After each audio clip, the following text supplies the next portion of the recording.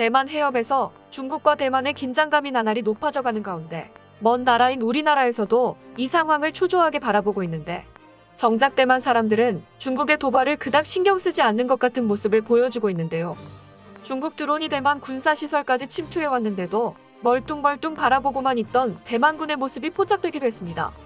무슨 자신감으로 이렇게 태평한가 싶었는데 그 자신감의 근거가 생각도 안 하고 있던 한국이라고 합니다. 떡줄 생각도 없는데 무슨 잔치상을 차리려는 건지 대만 사람들의 자세한 생각에 대해 알아보겠습니다. 중국은 절대 대만을 포기하지 않을 것이란 게 이제는 당연한 사실이 되었습니다. 해상에서 무력 시위를 이어나가고 미국의 항모전단과 대치하면서까지 대만에 대한 야욕을 보여주고 있습니다. 언제 전쟁이 터져도 이상하지 않은 이런 상황 속에서 대만인들은 의외로 태평의 일상을 영유하는 모습을 보여주고 있는데요. 이러한 자신감의 근거가 다름 아닌 한국이라고 합니다. 대만에서 방영된 한 TV 프로그램에서 중국이 대만을 침공할 경우 어떻게 흘러가게 될지 전쟁 시나리오를 공개했는데요. 중국 침공이 시작되면 대만의 독립을 지지하는 미국과 미국의 동맹국인 한국과 일본 역시 참전할 것이라고 설명하고 있습니다. 그런데 미국은 그렇다 쳐도 한국이 참전하리란 건 무슨 근거로 하는 소리일까요? 지난 22일 동아시아연구원에서 대한민국 성인 1028명을 대상으로 실시한 양안 문제에 대한 심층 면접 조사 결과가 보도되었습니다. 조사 결과 대만 해협에서 군사적 충돌이 발생할 경우 미국과 협력해 대응해야 한다는 입장이 총 64.5%로 나타났는데요. 여기서 주목해야 할 점은 이 중에서 미국과 함께 군사작전에 참여해야 한다는 입장은 22.5%에 지나지 않았고 대부분 후방 지원에만 국한해야 한다는 게 주 입장이었다는 점입니다. 한국의 우방인 미국과 중국에 맞설 의향은 있지만 그렇다고 대만을 위해 한국군이 피를 흘릴 필요는 없다는 의견이 줄을 이루고 있는 것이죠. 이렇듯 한국은 대만 침공에 적극적으로 개입할 의지가 없는데도 미국과 한국을 믿고 국방에 신경을 쓰지 않아 현재 대만군은 사실상 당나라 군대나 다름없는 꼴이 되었다고 하는데요. 최근 중국의 소셜미디어에서 중국군 무인기가 찍은 것이라고 주장하는 영상이 퍼졌습니다. 중국 본토와 5km 정도밖에 떨어져 있지 않은 대만의 얼단도에 위치한 대만군 초소에 중국 무인기가 매우 근접했는데도 드론의 침투에 대한 교전 수칙이 없어 병사들이 돌을 던져서 쫓아내려 하는 모습이 촬영되었습니다. 이 영상이 확산되며 중국에선 대만군에 대해 조롱하고 있고 대만 내부에서도 왜 즉시 사격하지 않았냐는 비판이 커지고 있는데요. 그러자 대만 입법원 외교 국방위원회의 왕빙이 위원은 병사들이 총을 쏘지 않고 돌로 대응한 것을 두고 직무태만이라고 강하게 비판했습니다. 하지만 현대전에 변화하는 양상에 맞는 매뉴얼이 없었던 게 가장 큰 실책인데도 말단 병사에게 책임을 돌리려 하고 있다며 역풍을 맞고 있습니다. 현대전을 수행할 수 있는 역량이 없는 대만군의 현실이 드러나자 대만 내부에서도 우려의 목소리가 높아지고 있습니다. 사실 대만 역시 중국의 위협을 실감하고 막대한 국방비를 투자하여 군 전체를 새롭게 탈바꿈시킬 계획을 세우고 있었는데요. 진행 상황이 그렇게 순탄치는 않아 보입니다. 대만에서 가장 집중적으로 전력을 강화하고 있는 곳은 바로 공군입니다. 현재 대만 공군은 F-16 미라주, F-5 등 총 323대의 전투기를 보유하고 있으며 여기에 F-16의 개량형인 F-16 바이퍼를 66기 구매하였습니다. F-16 바이퍼는 기존의 F-16과는 세대가 다르다고 할 수 있을 만큼 개량이 이루어져 제니십 스텔스기를 필두로 하는 중국 공군에 맞서기 충분한 성능을 갖추고 있습니다. 그런데 F-16 바이퍼 전투기가 인도되는 2026년까지 최소 100명 이상의 전투기 조종사가 보충되어야 하는데 2011년부터 2019년까지 투입된 신규 조종사는 21명에 불과해 향후 50년간은 파일럿 부족 현상에 시달릴 것으로 보입니다. 이 같은 상황에 대만 비행학교는 지원 기준을 낮추고 학생들에게 시력 교정 수술을 지원해가며 조종사를 확보하기 위해 열을 올리고 있습니다. 하지만 전투기 조종사 육성에 수년이 소요되는 만큼 당장 중국의 위협에 맞서기엔 전력이 부족한 게 현실입니다. 대만 해군은 더욱 심각한 상황인데요. 중국과 바다를 접하고 있으면서도 대만의 해군력은 동남아 국가들만도 못한 게 현실입니다. 중국의 항모전단에 대항하기 위해 대만은 비대칭 전력으로 잠수함을 추가로 도입하기로 결정했습니다. 현재 대만의 잠수함은 2차 세계대전 때 건조된 하이신급 2척과 1980년대에 네덜란드에서 수입한 하이룬급 잠수함 2척이 전부인데요. 노후화된 하이룬급을 대체하기 위해 대만 정부는 이전부터 잠수함을 구매하기 위해 노력해왔지만 매번 고지를 앞두고 중국의 외교적 압박으로 인해 실패해야 했었습니다. 결국 살 수 없으면 직접 만들겠다고 결심한 대만은 2016년부터 3,000톤급 잠수함 자체 설계를 시작해 2019년부터 건조에 들어가 2024년에 취역할 계획을 세웠습니다. 코드명 하이창. 대만어로 바다의 번영을 뜻하는 대만 잠수함 프로젝트는 중국의 심기를 건들지 않기 위해 진행 사항이 거의 알려지지 않고 있는데요. 관계자의 증언에 따르면 해외 기업들이 중국의 보복을 두려워해 기술 이전 과정에서 차질을 빚고 있다고 합니다. 2020년 대만 잠수함의 필수 장비를 공급하던 독일 기업이 갑작스럽게 계약을 해지하는 일이 있었습니다.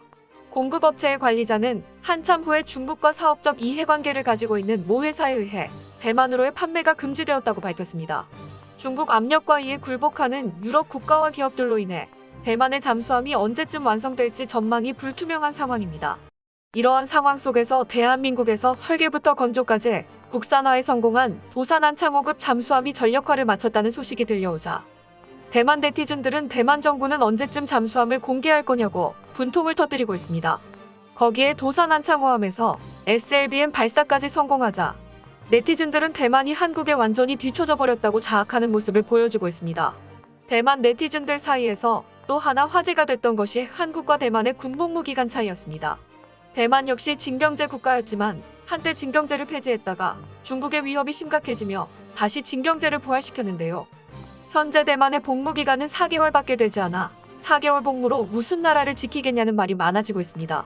대만 네티즌들도 한국은 BTS도 군복무를 할 만큼 나라를 지키기 위해 헌신하고 있는데 대만은 준비가 안 되어 있다고 한탄하고 있었습니다.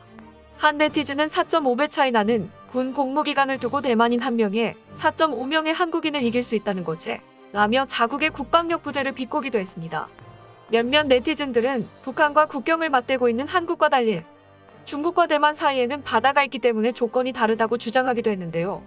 중국과 북한의 군사력 차이는 계산할 수 없나 봅니다. 지난해 10월 26일 월스트리트 저널은 다음과 같은 제목의 기사를 보도했습니다. 대만 군대는 중국에 맞설 가능성이 있는가? 그렇게 보는 사람은 거의 없다. 월스트리트 저널은 대만군의 의무 복무 기간은 고작 4개월에 불과하고 4개월의 기초훈련 동안 한 일은 잡초 뽑기, 낙엽 쓸기뿐이며 예비군 훈련은 할리우드 전쟁 영화를 감상하는 것으로 대체하는 등 군 실태가 엉망이라고 보도했습니다. 영국과 독일 언론에서도 대만은 전쟁의 위협에 직면해 있는데도 대비가 엉망이라고 지적하는 기사가 보도되었는데요. 이에 발끈한 대만인들은 중국이 대만을 침략하는 일은 없을 것이며 설사 그렇다고 하더라도 우리의 우방인 미국이 지켜줄 것이라며 반박했습니다. 차이잉원 대만 총통 역시 나는 유사시 미국이 도와줄 것이라는 믿음이 있습니다.